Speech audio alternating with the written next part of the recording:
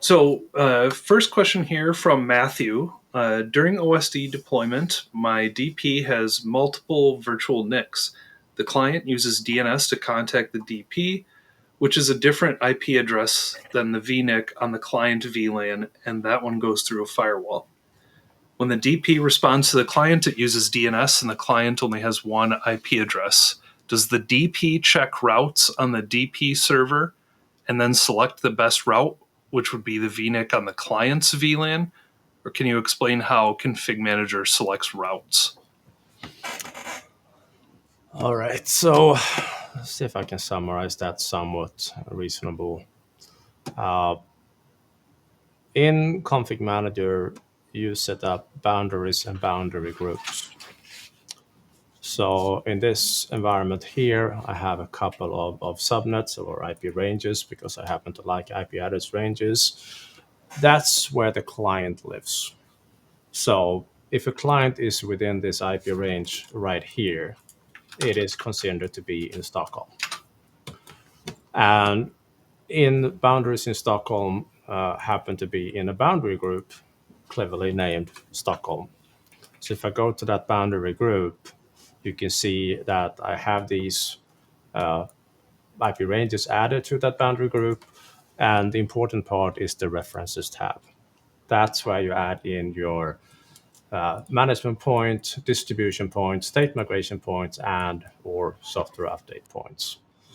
The client tries to find the best path to this DP.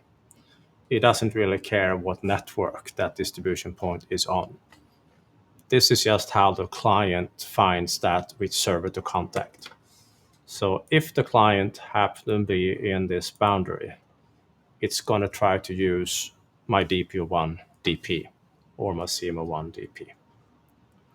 And it's going to use regular DNS and name resolution and network routing to get to them. So if you have DPs with multiple routes to it, you will simply have to see what path the client takes to get to that DP. So you may have to talk to your DNS people and make sure that they have the right IP address associated with that name. So if I would go to a client, say this one here,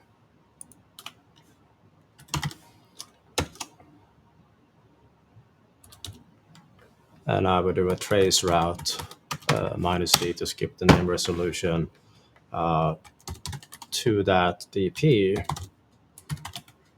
it should tell you where it's going. And it's going the wrong route, you have to deal with the network folks. But the fact that the DP itself has been on different networks, the client doesn't care. It just cares about finding it.